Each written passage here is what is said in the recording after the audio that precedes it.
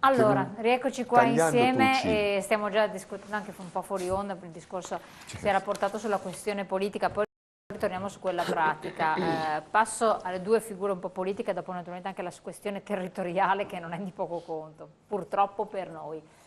Allora, consigliere, come la vede? Perché qualcosa bisogna fare, diceva giustamente il segretario, l'importante è tanto portare l'attenzione seria sul mondo del lavoro, però si parla sempre non dei fondamentali, del sistema, dell'apparato di riforma, finora di riforme ne abbiamo viste, però non sono state concludenti, anzi quelle recenti sono state devastanti, quindi chiedo a lei, poi anche al Movimento 5 Stelle, che cosa si intende proporre, che cosa vuole proporre Renzi, cosa pensate voi? No, io naturalmente prendo atto delle situazioni e delle complesse che ci sono, cioè la crisi, la disoccupazione, il numero di disoccupati, questi sono numeri, quindi non è che possiamo girarci a tondo, questi sono dati e quindi ne prendiamo atto.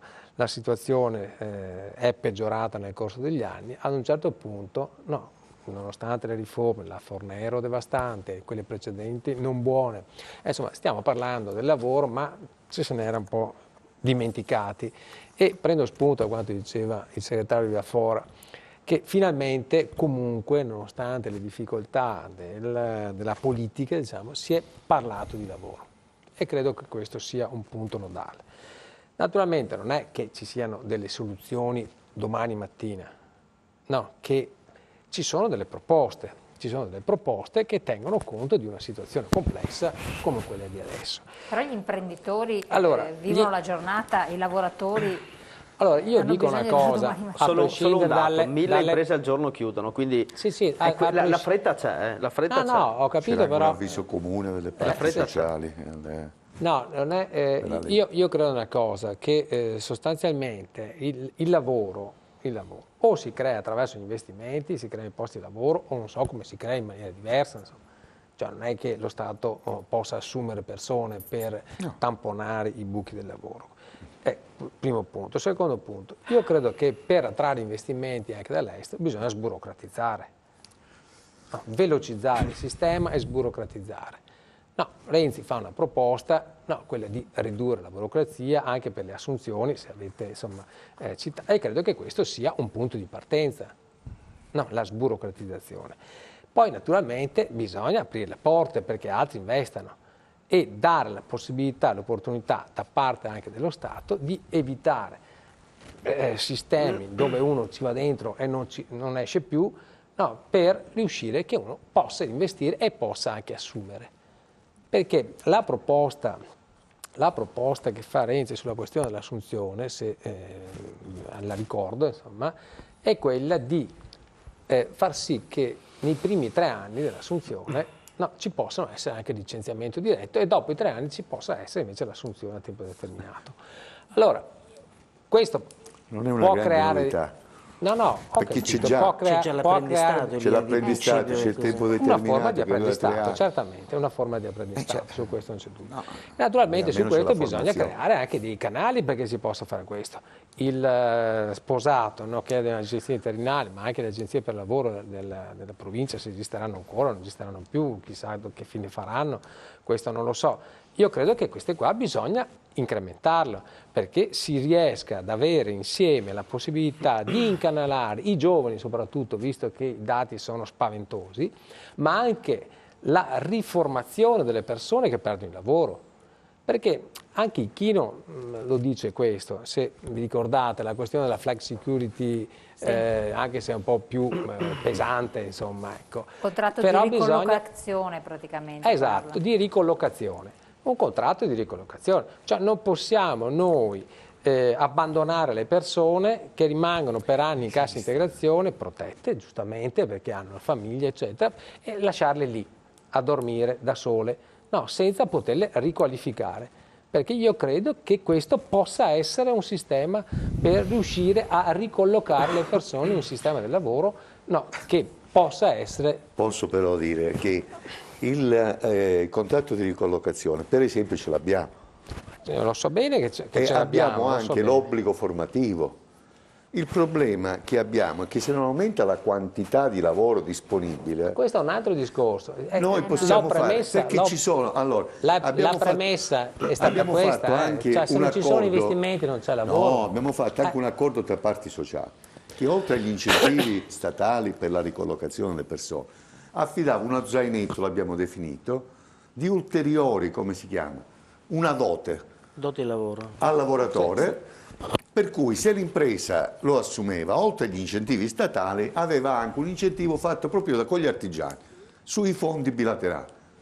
Non è aumentata la quantità di come fa? Ma perché non ci sono gli allora, se lei mi, è ovvio, sì, no? ma se mi si dice a me imprenditore, mi si dice ti do dei quattrini in forma di agevolazione per assumere del personale. Sì. E poi io so che per potermene liberare devo a mia volta, uso un termine magari negativo, ma oggi come oggi l'impresa di certo non c'è nulla, sostenere questi lavoratori, non riesco a insomma, sostenerlo, usiamo questo termine che magari piace di più, però la realtà è quella che poi noi ci una, giriamo. Ma lei che, allora, per esempio, scusi, lei che è un imprenditore, come dire, sull'interinale, siccome me ne sono occupato io, lei dovrebbe, lei lo sa che quando fornisce una fornitura di lavoro somministrato, teoricamente all'impresa dovrebbe costare il 14% in più, vero? Questo è un dato che da lei non no, sì, perché contrattualmente io l'ho firmato, siccome sono stato il fondatore sì, non è detto che debba essere per forza del 14, può essere del 20, del 7. No, minimo il 14, perché c'è il 4% che dovete versare a Formatel. Non è un dato corretto questo. 4%, ma scusi, no, non è un dato, io posso anche allora ma scusi, lei non può dire, ma lei non può dire a me del mio lavoro, se lei deve essere gentile ascoltare. Guardi che siccome prima che l'ha fatto lei, siccome sono stato il primo firmatario, siccome i versamenti del 4% li faccio io e non li fa lei, io so come funziona. Allora il discorso è previsto dalla legge. Guardi, se non siete fuori legge. Noi versiamo il 4% a Formatel, vero? Sì, ma e poi c'è l'intermediazione, il rapporto commerciale. Mi permetto di correggerla, mi permetto, sei così cortese. Costa di meno. Non è il 14%, è un dato che lei dà così. Non è corretto. Spiego un attimo, non è corretto. Scusi, i versamenti del 4% li faccio ogni mese, mi permette di sapere come funziona. Allora, 4% della monte retribuzione è un dato che per legge le agenzie devono fare. Io nella tariffa che faccio all'impresa, all'azienda utilizzatrice, posso applicargli anche il 4%, l'8%, non è detto che debba applicare il 14%, è un dato che ha detto lei adesso, che poi commercialmente io possa dire le applico il 14%, ma non è una regola questa. Quindi ecco, io mi permettevo di precisare questo. Costa di più, ma non il 14%, non è un dato, perché io ho alcuni clienti che gli do anche a costo mio, perché a me interessa averli commercialmente, perché fanno parte di un gruppo e gli do a costo il lavoratore. È una scelta imprenditoriale. Attenzione, il 4% viene sempre versato. Ecco. No, l'ho interrotta, però continui pure. Volevo dire che, ma comunque, secondo me bisogna, se vogliamo fare una politica seria sull'occupazione, dobbiamo affrontarla da un altro versante. Fin quando avremo un sistema fiscale in questo Paese che tassa il lavoro in maniera così pesante, e invece non tassa la rendita finanziaria e il grande patrimonio immobiliare che c'è in tutto il mondo, va bene, non fa una seria lotta alla corruzione e all'evasione fiscale, noi possiamo fare tutte le regole del mondo, ma non creeremo più occupazione. Ecco, benissimo. Detto questo è il punto, come dire, fondamentale. Questo è un punto importante. Voglio sentire se chi è legato è d'accordo e anche naturalmente anche la Presidente. Un attimo solo, vediamo il secondo contributo che affronta proprio questo tema. Vediamolo insieme. Rispetto alle possibilità del signor Brambilla, medio imprenditore italiano, in Europa tutti, ma proprio tutti, ne hanno qualcuna in più. Non solo abbiamo le tasse più alte, ma anche pagarle. È complicato. Questione di tempo. Qui da noi fare il proprio dovere costa al signor Brambilla, 23 giri di orologio, circa 11 giorni. Chiaro, c'è chi non paga, troppi non lo fanno, ma è un altro discorso adesso. Qui da noi si perdono tra un IRAP e l'altra 269 ore, un'ora in più confrontandoci con la media mondiale, ma ben 90 in più rispetto alla media europea, quasi 4 giorni.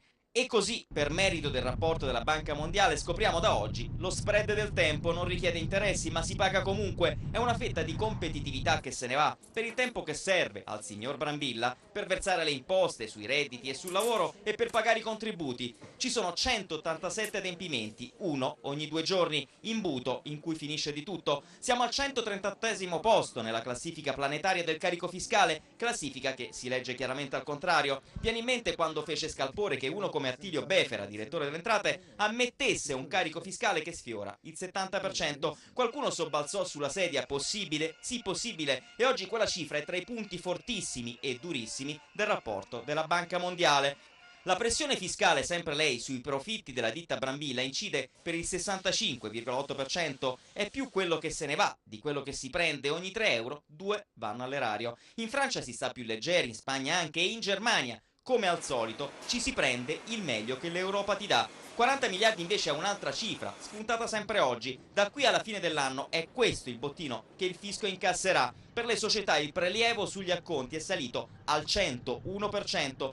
Nemmeno il 100 basta più, e se non fosse chiaro è pure questo un primato planetario di cui il signor Brambilla farebbe volentieri a meno.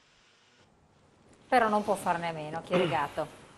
Che cosa ne dite? Quindi, tornando un po' al tema di prima, ma era necessario anche sottolineare quanto ha tirato fuori il segretario, perché è un dato che incombe sulla testa degli imprenditori che abbiamo anche qui in studio. Ma innanzitutto mi preme sottolineare una cosa che devo dire ogni volta che faccio qualche intervento di questo tipo. Io sento sempre un elenco di soluzioni da parte delle stesse persone che in qualche modo ci hanno governato per anni e che sono stati quelli che ci hanno portato in questa situazione, per cui secondo me bisognerebbe avere anche un pizzico di dignità e ammettere che sono stati fatti una montagna di errori e, come se non bastasse, gli errori continuano. 2 o 3 dati così. Prima ho sentito parlare di attrarre investimenti dall'estero, poi sburocratizzare, riqualificare. Allora, queste cose, soprattutto per attrarre investimenti dall'estero, la prima cosa che bisognerebbe fare, che adesso qui non ho ancora sentito dire da nessuno, è la riforma della giustizia, ma non quella che vuole una certa parte politica per interessi privati, ma bisogna mettere nelle condizioni le aziende di sapere con certezza quello che gli potrebbe capitare se c'è un credito che non possono esigere, se c'è una controversia con qualche lavoratore. Lo sanno purtroppo in Europa, sono ben consapevoli. Da noi i problemi sono questi, cioè non vengono da noi per questi motivi, perché vanno dentro un paese dove sanno già che faranno un salto nel buio. Ed è per questo che non vengono, perché l'Italia fornisce a livello di forza lavoro, di qualità di forza lavoro, e all'estero lo sanno bene, un livello medio molto elevato. Abbiamo una scolarizzazione e una preparazione media nel mondo del lavoro che è molto interessante per i grandi investitori stranieri, soltanto che un'azienda cosa fa? Decide: vado in Italia, vado in Austria, vado in Germania, vado in Svezia, alla fine l'Italia viene scartata e quindi alla fine ci troviamo in questa situazione. Io lo interrompo solo un secondo, perché dopo le do la parola, promesso, soltanto che abbiamo telefonate in attesa, che quindi devo dare la parola perché sennò ci cade la linea. 2 telefonate, pronto? Buonasera, salve. Buonasera, dove chiama? Da Mantova. Prego. Franco, io sto subendo da circa 3 anni questo governo vergognoso, che è vergognoso, perché fa cose che solo la mafia può fare, a parte la giustizia, ma hanno messo in ginocchio un paese per poter agevolare una sinistra che la maggior parte degli italiani non vuole votare, e pur di farcela cuccare hanno messo in ginocchio un paese, perché praticamente dai movimenti che hanno fatto, cosa hanno fatto? Hanno distrutto le PMI, perché sanno che i voti di centrodestra li prenderà la PMI. Come si fa per prenderli a sinistra se nessuno la vuole più votare? Non abbiamo speranza. Distruggiamo tutto quell'apparato produttivo che genera voti a destra, e così sono solo quelli di sinistra. È una cosa semplicissima. Chiarissimo, è una cosa, bisogna essere proprio malati Va bene, però questo è il suo punto è di vista. stato fatto questo. Va bene. Io quando ho chiesto la notte lavoro, sa cosa mi ha risposto? Non c'è, per me non c'è, perché siccome che non sono di sinistra, Va bene. per me non c'è. Va bene, grazie, la ringrazio tantissimo. E Devo questa è la lasciarla- realtà. Sì, va Questa bene, è la abbiamo capito realtà. perfettamente il suo punto di vista. Grazie dell'intervento. Abbiamo un'altra telefonata subito, così dopo possiamo rispondere anche ai commentari dei telespettatori. Pronto? Pronto? Buonasera, da dove chiama? Buonasera, sono Paolo della provincia di Padova. Prego, dica. Io avrei la ricetta per incrementare il lavoro. Intanto mandare a casa chi 4 politici. Volevo parlare che mi inquadrate i 2 politici, quello del Movimento 5 Stelle e anche quello del PD. Sono i capi che hanno a Roma, sono i primi che non hanno voglia di fare niente per salvare questa Italia, prima roba. E sono indignato di una cosa che è successa proprio ieri. Sono indignato da italiano, mi vergogno. Che cosa? Dica.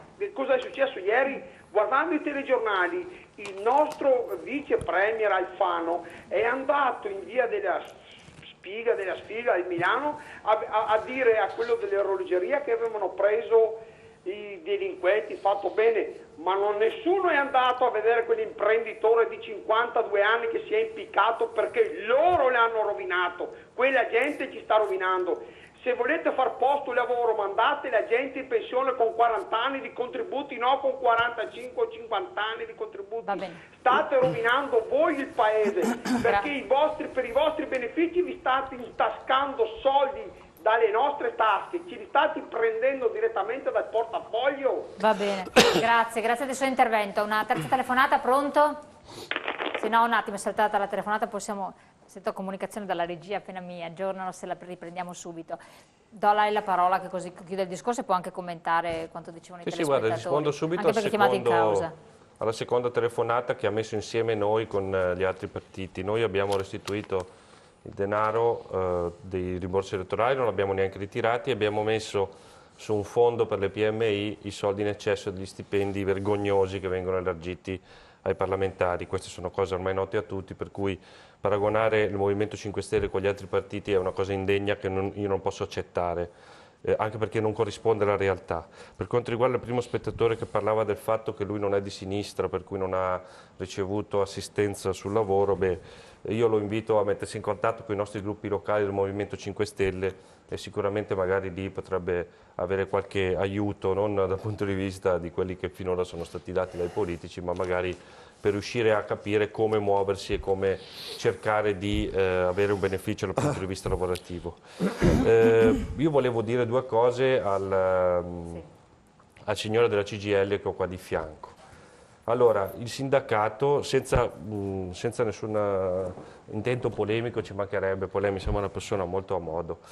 Allora, il sindacato è nato il sindacato diciamo moderno, da fondatore Giuseppe Di Vittorio, che aveva un'idea, diciamo, un filo diversa rispetto a quello che voi state portando avanti adesso. Il sindacato che lei rappresenta, la CGIL, ha 5 milioni circa di tesserati. 5 milioni e 700 mila. Benissimo, più della metà sono pensionati. No, meno della metà. Più della metà sono pensionati. No, dopo guardiamo i dati insieme. No, io li posso fornire. Riguardo i diritti, perché io sento sempre la CGIL che porta avanti i diritti, le faccio un esempio che così è anche abbastanza popolare, così almeno gli spettatori possono anche in qualche modo immedesimarsi. L'articolo 18, famosissimo articolo 18, quello che prevede il reintegro dei lavoratori che dovessero essere licenziati senza giusta causa, dopo processo, è un diritto, così lo chiamano i signori sindacalisti, solamente per i lavoratori di aziende che hanno più di 15 dipendenti. Allora io non credo sia difficile capire che quando un diritto è riservato ad alcuni lavoratori e ad altri no, non si chiama diritto ma si chiama privilegio. Privilegio. Posso? Chiaro? No, posso non può, qui? dopo, perché No, lei non mi no, deve dopo la interrompere. Presidente, poi andiamo in pubblicità, poi ribadisce. Vabbè, Finisco solo se questo. Io sono per l'articolo 18 a tutti i lavoratori, non per l'articolo 18 ad alcuni, perché poi cosa succede? Quelli delle imprese private... Ma lei come ha votato quando abbiamo fatto il referendum? Non mi interrompa per perché è una tecnica che conosco. No, ma non è che non funziona, serve soltanto per confondere le persone a casa. No, vabbè. Allora, si fa così. Sì. Il privilegio serve essenzialmente soltanto ai lavoratori pubblici, perché nel privato lo sappiamo che l'articolo 18 nella maggioranza dei casi si trasforma in accordo economico, mentre i lavoratori reintegrati sono quasi esclusivamente tutti nel campo pubblico. Quindi, se l'articolo 18 vogliamo mantenerlo, benissimo, allora dobbiamo avere la forza di estenderlo a tutti i lavoratori, non ad alcuni sì e alcuni no, se no è un privilegio che voi dovete smettere di portare avanti perché si chiama privilegio. Poi sentiremo il sindacato, intanto devo passare la parola al Presidente, se no non riesce a parlare. Io non mi permetto di dire avanti. dovete smettere o non dovete smettere. Sì, Scusi. mi permetto invece. Sì, vabbè, ma lei può permettersi con quella bocca di dire quello che vuole, si diceva una volta in una pubblicità. Vorrei ricordarle. Segretario, devo far parlare la Presidente, se no non ce scusi, la fa proprio se mi neanche fa dire una interloquire, parola. se vuole interloquire. No, dopo gliela do di sicuro solo 2 parole che perché non è sennò necessario. Io volevo fare, prima di tutto, se mi permettete, qualche considerazione rispetto alle telefonate che abbiamo sentito. Siccome questo comune sentire è talmente frequente e da sindaco mi crea davvero una grande sofferenza, perché questa convinzione che le istituzioni e la politica sia così lontana dalla gente, non abbia capito in questi anni quali erano le esigenze vere, è una cosa che ci dovrebbe indurre a una riflessione. Il punto di partenza per me è quello lì, e per quanto io credo personalmente siamo arrivati a un punto di non ritorno rispetto al quale o da qui si va in una direzione giusta, li vogliamo chiamare diritti acquisiti, li vogliamo chiamare privilegi, non importa, ma questo sistema evidentemente così non regge.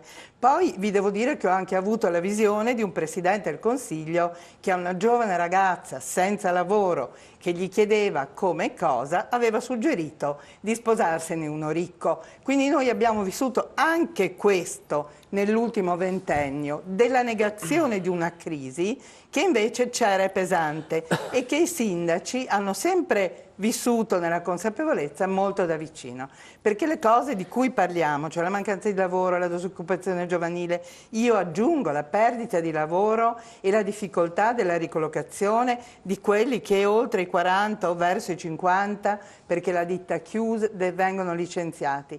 Ci sono situazioni davvero di precarietà straordinaria, rispetto alle quali tra l'altro non è che i comuni abbiano specifiche competenze. Però ci stiamo anche noi, perché è vero che c'erano le province, le sportelli lavoro eccetera, però non è che le risorse che noi abbiamo a disposizione siano tali da permettere davvero di fare interventi risolutivi. Io dico brevemente, noi ci siamo attrezzati un po' come comuni dando il nostro contributo ai confidi per quanto possibile e quindi sia rivolgendoci alle aziende che cercando di sostenere i lavoratori che hanno perso il posto, che non hanno occupazione. Possiamo anche, abbiamo degli strumenti nella nostra tassazione locale che possono ad esempio favorire l'insediamento di aziende riducendo le imposte. Ma lo fate concretamente oppure no? Noi, ci sono alcuni comuni che lo fanno. Il problema nostro è obiettivamente quello delle risorse. Allora, se io voglio fare interventi di questo tipo e considero che in questo momento la mia priorità di amministratore locale, che vive molto pragmaticamente e consapevolmente la realtà del territorio, è quella di contribuire alla tenuta sociale in questo momento di difficoltà, è chiaro che queste azioni diventano prioritarie. Ripeto, il tema del lavoro non fa parte della competenza dei comuni, però ci stiamo sempre di più attrezzando. Siete coinvolti in pieno, assolutamente. Ci stiamo sempre di più attrezzando. Anche il comune di Padova, no? Abbiamo messo qualche milione di euro assieme a provincia, Camera di Commercio. In maniera inadeguata vengono io devo lanciare la pubblicità. Io non sto dicendo che questo sia risolutivo. Dico che noi siamo in estrema difficoltà. Pubblicità. Volevo fare solo un'altra considerazione rispetto anche alle questioni della tassazione, perché se non mettiamo mano strutturalmente là, voglio dire, non è che andiamo da nessuna parte. No, ma lei è chiarissimo, infatti vi do la parola, soltanto che siccome siamo in ritardo con i tempi anche commerciali dobbiamo lanciare la barra pubblicitaria, quindi invito la regia a lanciarla così ritorniamo e possiamo anche dare la parola tanto nell'Autiso quanto anche al segretario della CGIL.